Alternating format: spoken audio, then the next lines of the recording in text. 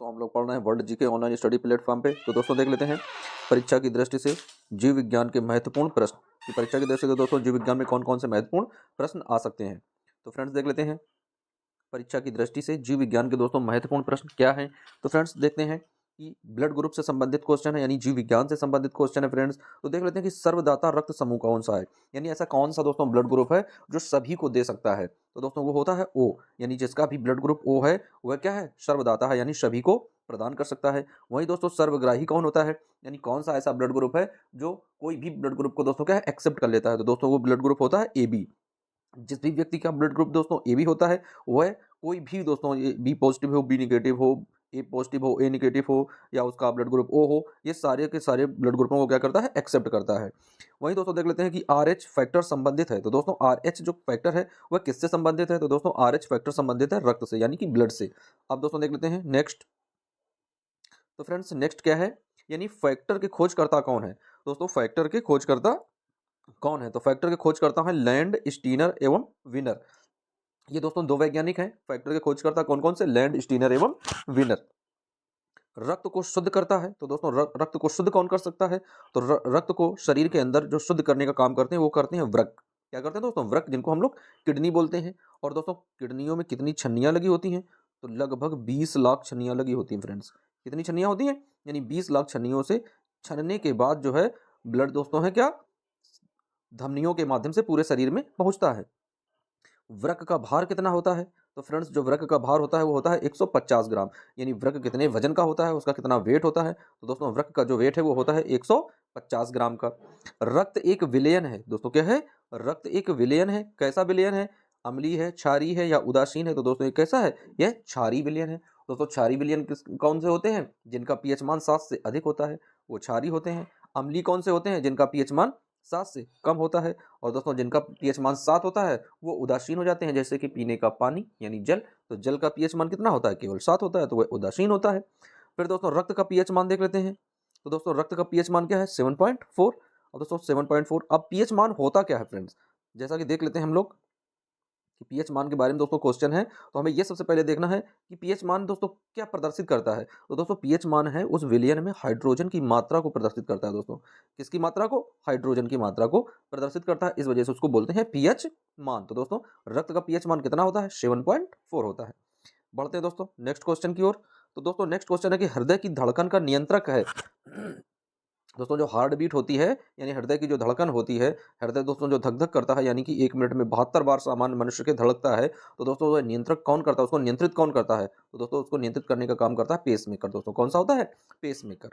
वहीं दोस्तों देख लेते हैं कि शरीर से हृदय की ओर, शरीर से हृदय की ओर रक्त ले जाने वाली रक्त वाहिनी कहलाती है। दोस्तों जो शरीर का अशुद्ध रक्त होता है और वो हृदय तक पहुंचाने का जिन दोस्तों क्या है कोशिकाओं के द्वारा पहुंचता है, उनको हम लोग बोलते हैं शिराएं। क्या बोलते हैं दोस्तों, उनको हम लोग बोलते हैं शिराएं। वहीं हृदय से शरीर की ओर रक्त ले जाने वाली रक्त वाहिकाओं को क्या कहते हैं, तो दोस्तों जो हृदय से पंपिंग होने के बाद जो रक्त निकलता है दोस्तों वह होता है शुद्ध रक्त, और वो किसके द्वारा, यानी वह धमनियों के द्वारा पूरे शरीर में संचरित होता है। वहीं सिराओं के द्वारा अशुद्ध रक्त जो है पूरे शरीर का हृदय तक पहुंचता है, दोस्तों हार्ट तक पहुंचता है। और हार्ट से दोस्तों जो पंपिंग किया हुआ शुद्ध रक्त होता है वह धमनियों के माध्यम से पूरे बॉडी में यानी पूरे शरीर में पहुंचता है। फिर दोस्तों देख लेते हैं जराविक सेवन क्या है। दोस्तों क्या है, जराविक सेवन क्या है, तो फ्रेंड्स जराविक सेवन जो है यह होता है एक आर्टिफिशियल हार्ट होता है। दोस्तों क्या होता है, आर्टिफिशियल हार्ट होता है, यानी कि यह एक कृत्रिम हार्ट होता है, यानी मनुष्यों के द्वारा बनाया गया एक हार्ट है। और दोस्तों अभी हाल फिलहाल में आप लोगों को ज्ञात होगा या ज्ञात नहीं होगा तो आप लोगों को बता देते हैं कि एक वैज्ञानिकों के द्वारा जो कृत्रिम हृदय है वो बनाने के दोस्तों ऐसा प्रयोग हुआ है कि एक व्यक्ति के ये लगाया गया है। तो दोस्तों वो व्यक्ति अभी भी जीवित है, यानी उसका हार्ट जो है फेल होने के बाद कृत्रिम हृदय से वह व्यक्ति अभी भी अच्छे से जीवित है। फिर देख लेते हैं फ्रेंड्स नेक्स्ट क्वेश्चन क्या है। तो दोस्तों नेक्स्ट क्वेश्चन जो है वह है कि शरीर में ऑक्सीजन का परिवहन होता है। दोस्तों शरीर में जो ऑक्सीजन का परिवहन है वो किसके द्वारा होता है, तो फ्रेंड्स वो है तो है रक्त के द्वारा। किसके द्वारा होता है, रक्त के द्वारा होता है। वहीं दोस्तों क्या है कि सबसे छोटी अस्थि कौन सी होती है, तो दोस्तों जो शरीर की सबसे छोटी अस्थि होती है उसको बोलते हैं स्टेपिज। क्या बोलते हैं, स्टेपिज। और वह कहाँ पाई जाती है, कर्ण में पाई जाती है, यानी कान के अंदर पाई जाती है। वहीं दोस्तों जो सबसे बड़ी अस्थि होती है, अस्थि मीन्स दोस्तों हड्डी, जो सबसे बड़ी अस्थि होती है उसे क्या होती है दोस्तों, उसका नाम है फीमर। और दोस्तों कहाँ पाई जाती है, ये जांग में पाई जाती है। फिर दोस्तों सबसे लंबी पेशी कौन सी होती है, दोस्तों क्या है, सबसे लंबी पेशी कौन सी होती है, तो सर्टोरियास नाम की एक पेशी है। दोस्तों क्या है, सर्टोरियास नाम की एक पेशी है जो सबसे लंबी होती है। वहीं दोस्तों क्या है कि सबसे बड़ी ग्रंथि कौन सी है? तो फ्रेंड्स जो सबसे बड़ी ग्रंथि है उसको बोलते हैं यकृत। क्या बोलते हैं दोस्तों? उसको बोलते हैं यकृत। यकृत मीन्स हार्ट। तो दोस्तों यकृत जो है वो सबसे बड़ी ग्रंथि होती है। फिर देख लेते हैं फ्रेंड्स, तो फ्रेंड्स सबसे बड़ी ग्रंथि कौन सी है? यकृत है। सर्वाधिक पुनरुद्भवन की क्षमता होती है। दोस्तों सर्वाधिक जो पुनरुद्भवन की क्षमता है वो किसमें होती है? दोस्तों पुनरुद्भवन की क्षमता भी यकृत में होती है। सबसे कम पुनरुद्भवन की क्षमता किसमें होती है? यानी मस्तिष्क में सबसे कम पुनरुद्भवन की क्षमता होती है। शरीर का सबसे कठोर भाग कौन सा होता है? तो दांत का इनेमल, यानी दांत का जो इनेमल होता है वह शरीर का सबसे कठोर भाग होता है। वहीं सबसे बड़ी लार ग्रंथि कौन सी है? तो पैरोटिड नाम की जो ग्रंथि है वह सबसे बड़ी दोस्तों क्या है? सबसे बड़ी लार ग्रंथि है। सबसे छोटी डब्ल्यूबीसी, दोस्तों डब्ल्यूबीसी का मतलब क्या होता है? White white blood cells. तो सबसे छोटी जो व्हाइट ब्लड सेल्स होती है दोस्तों उसको क्या बोलते हैं? उसको बोलते हैं लिम्फोसाइट। क्या बोलते हैं दोस्तों? लिम्फोसाइट। और दोस्तों आप लोगों को एक जानकारी बता देते हैं बहुत ही जबरदस्त, कि मनुष्य के शरीर के अंदर जितनी कोशिकाएं दोस्तों पाई जाती हैं, मनुष्य के शरीर के अंदर जितनी ग्रंथियां और कोशिकाएं पाई जाती हैं, यदि उन ग्रंथियों और कोशिकाओं को आपस में जोड़कर एक रस्सी बनाई जाए दोस्तों, क्या है?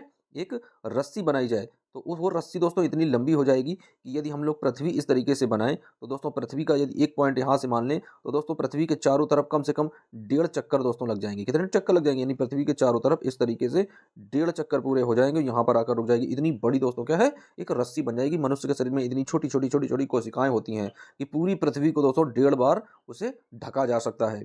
तो फ्रेंड्स ये थी कुछ इंपॉर्टेंट जीव विज्ञान के विषय की जानकारी। तो फ्रेंड्स बने रहिए वीडियो और चैनल के साथ। मिलते हैं फिर किसी नए वीडियो के साथ। जब तक के लिए फ्रेंड्स जय हिंद।